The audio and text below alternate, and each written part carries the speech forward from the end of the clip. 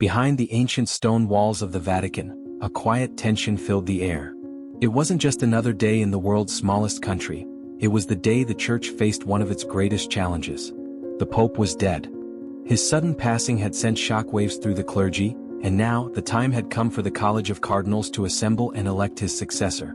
Known as a conclave, this ancient ritual was steeped in secrecy and tradition, where every decision carried the weight of a billion souls. Cardinal Thomas Lawrence was one of the first to arrive. Dressed in his scarlet robes, he walked the marble halls with a heavy heart. He wasn't just a respected member of the clergy. He was someone who understood the delicate balance between faith and power. And today he had a sinking feeling that this conclave was going to be anything but routine. As the other cardinals gathered, Lawrence quietly observed the room. Each man there was a potential ally, or a rival. The political undercurrents were already starting to swirl, despite the outward display of unity. Among them, several figures stood out. Cardinal Aldo Bellini, a reformist who had long advocated for a more progressive church, was seen as a hero by some and a threat by others. His sharp intellect and bold ideas had earned him both admiration and enemies. Then there was Cardinal Joshua Adeyemi, a staunch traditionalist with a commanding presence. Adeyemi's firm grip on doctrine made him a favorite among conservatives, but his inflexibility worried moderates who wanted a more modern approach. And of course there was Cardinal Joseph Tremblay, the so-called middle ground candidate. Tremblay was known for his diplomatic skills, always walking the fine line between opposing factions.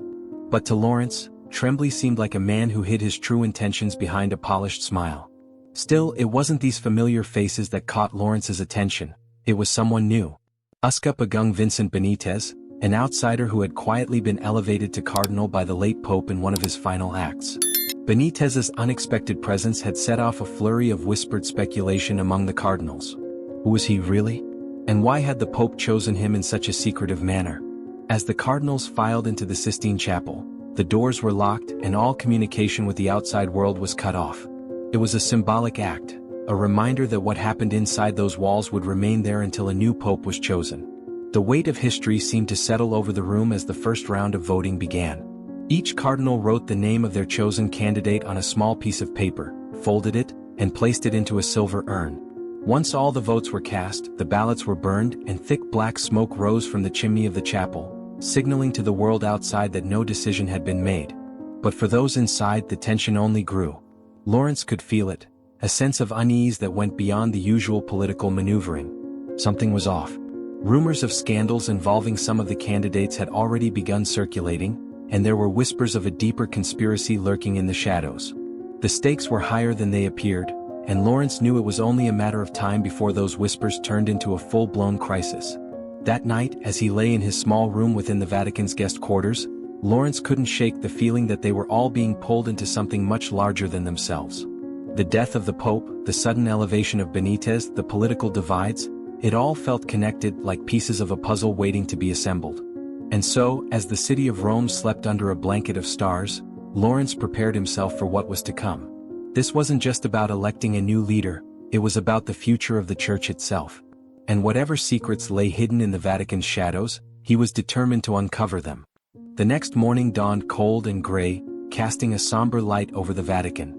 Cardinal Thomas Lawrence felt the weight of it all as he walked through the quiet corridors toward the Sistine Chapel. Outside, pilgrims and tourists filled St. Peter's Square, eyes fixed on the chapel's chimney, waiting for the moment white smoke would signal the election of a new pope.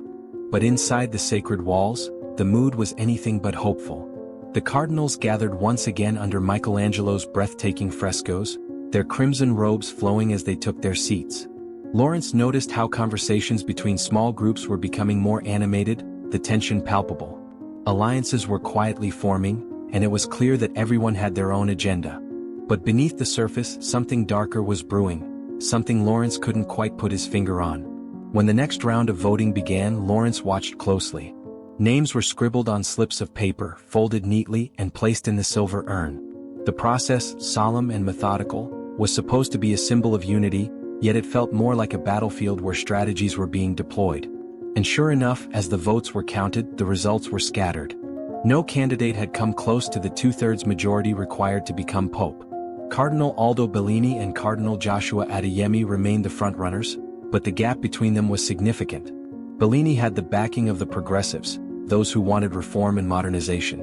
Adeyemi, on the other hand, represented the conservatives who clung tightly to tradition. And then there was Cardinal Joseph Tremblay, quietly picking up votes from those who didn't want to commit to either extreme. But something unexpected happened during this round of voting. A few votes had been cast for Uscapagung Vincent Benitez. Lawrence's eyes narrowed. Benitez wasn't a known player in this political game, at least not yet. He was a wild card, someone whose motives and ambitions were still unclear. The votes he'd received weren't enough to make him a serious contender, but it was enough to spark murmurs of confusion and suspicion among the cardinals. Later that afternoon, Lawrence retreated to the Vatican Library, a sprawling maze of ancient texts and secret records. He had always believed that the answers to the Church's greatest mysteries could be found in its archives, and today he was searching for something very specific, anything that might explain the late Pope's decision to elevate Benitez in such secrecy. After hours of digging through old documents, he found what he was looking for: a sealed letter from the late Pope addressed to a close confidant. The letter mentioned Benitez by name and hinted at something extraordinary, something the Pope had believed would reshape the Church's future. But it didn't explain what that something was. Frustrated yet intrigued, Lawrence knew he was only scratching the surface of a deeper mystery. As night fell, a sense of foreboding settled over the Vatican. The conclave wasn't just about electing a new leader anymore, it was becoming a power struggle laced with secrecy and hidden motives. The presence of Benitez, the tension between Bellini and Adeyemi, the whispered rumors of scandals, all of it created an atmosphere thick with suspicion. Back in his quarters, Lawrence received an unexpected visitor, Cardinal Bellini. The reformist cardinal, clearly exhausted from the day's events, approached him with a proposition. "We need stability," Bellini said, his voice low and steady. "I know you care about the Church's future, Lawrence. Support me and together we can guide it toward a new era." Lawrence didn't respond immediately. He respected Bellini's vision for reform, but something about the timing felt off. Why approach him now, after receiving only a modest share of the vote? It was as if Bellini sensed that his position was slipping, that perhaps another threat, one they hadn't anticipated, was emerging. Lawrence politely declined to commit, offering only vague reassurances that he was still weighing his options. Meanwhile, in another part of the Vatican, Tremblay was meeting with a different group of cardinals. His calm demeanor masked a growing ambition, one that didn't rely on grand speeches or bold promises. Tremblay was a strategist, playing both sides while keeping his true intentions hidden. He didn't need to be anyone's first choice, he just needed to be everyone's second. In a tight race, that could be enough to tip the scales in his favor. But Tremblay wasn't the only one working behind the scenes. Late into the night, Lawrence spotted a figure moving through the shadows of the chapel courtyard. Curious, he followed at a distance, keeping to the shadows himself. The figure slipped into a side entrance of the chapel, disappearing from view. Lawrence hesitated. He knew that whatever was happening inside those walls wasn't meant for prying eyes, but his instincts told him that this was the moment to act. He approached the door cautiously, pressing his ear against it. Muffled voices reached him, two men speaking in urgent, hushed tones. He couldn't make out the words, but one voice was unmistakable. Uscapagung Benitez. Lawrence's pulse quickened. What could Benitez possibly be discussing in secret at this hour with another cardinal? As he moved closer to get a better listen, the voices abruptly stopped and the door creaked open. Lawrence barely had time to slip behind a column as Benitez stepped out, his expression calm and unreadable. He glanced around the courtyard once, then disappeared into the night.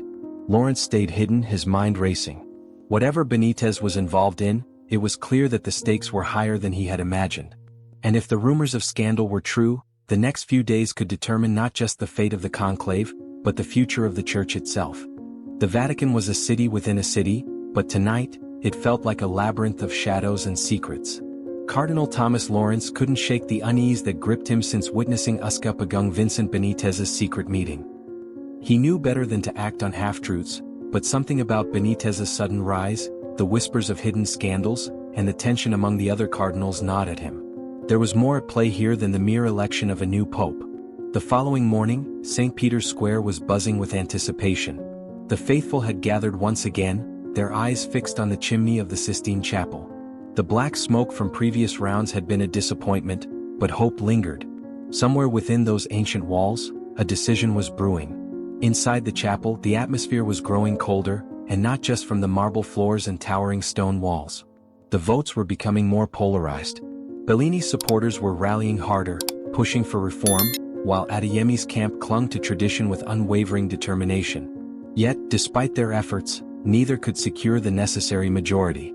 Then there was Tremblay.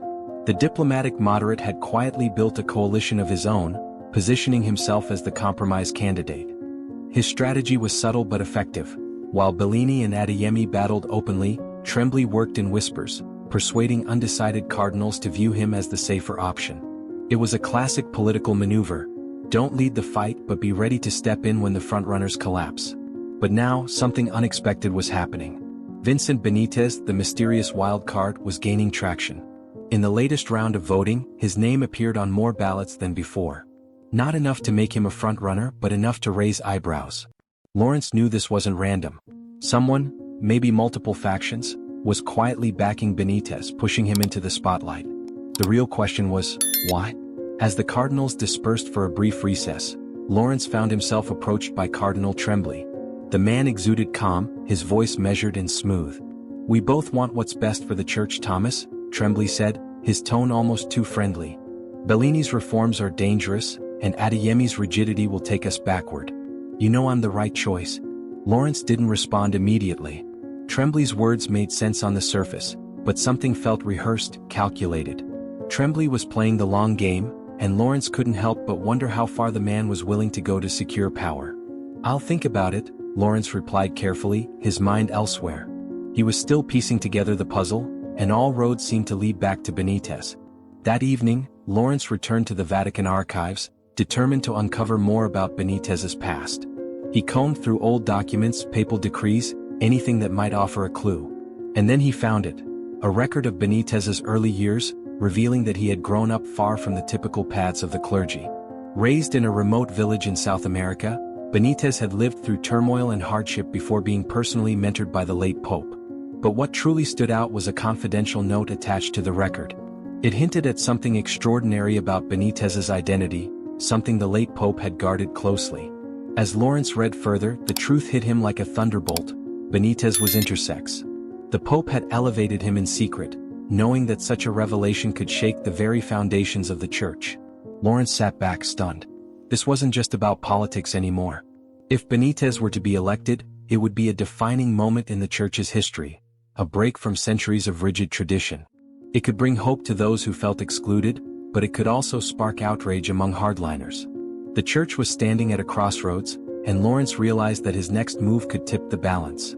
The next morning, the final round of voting began. The tension in the chapel was thick as the cardinals cast their votes in solemn silence. Lawrence watched each one carefully, noting how alliances had shifted overnight. When the last vote was placed in the urn, the ballots were counted in hushed anticipation. And then it happened. Benitez had secured the majority. The room fell silent, the weight of the moment sinking in. Moments later, white smoke billowed from the chapel's chimney, and outside, the crowd erupted in cheers. The world now had a new pope, though few knew just how historic this choice truly was. As Benitez prepared to make his first appearance on the balcony overlooking St. Peter's Square, he approached Lawrence privately. "Thank you for your faith in me," Benitez said softly, his expression serene. "This is only the beginning." Lawrence nodded, understanding the gravity of what was to come. The Church was about to enter uncharted territory, and controversy was inevitable. But for the first time in a long while, he felt a glimmer of hope. Perhaps, just perhaps, this was the leader they needed, a shepherd not bound by old conventions, but one ready to guide the flock through the complexities of a changing world. As Benitez stepped onto the balcony and the cheers of the crowd filled the air, Lawrence watched from the shadows, reflecting on everything that had led to this moment. The conclave had been more than an election, it had been a battle for the soul of the Church. And now, a new chapter was about to be written. Conclave 2024 masterfully blends political intrigue, moral dilemmas, and the timeless struggle between tradition and progress. It's not just a story about electing a pope, it's a reflection on power, change, and what it truly means to lead in a complex world. Through its tense narrative and thought-provoking themes, the film leaves audiences questioning the balance between preserving the past and embracing the future.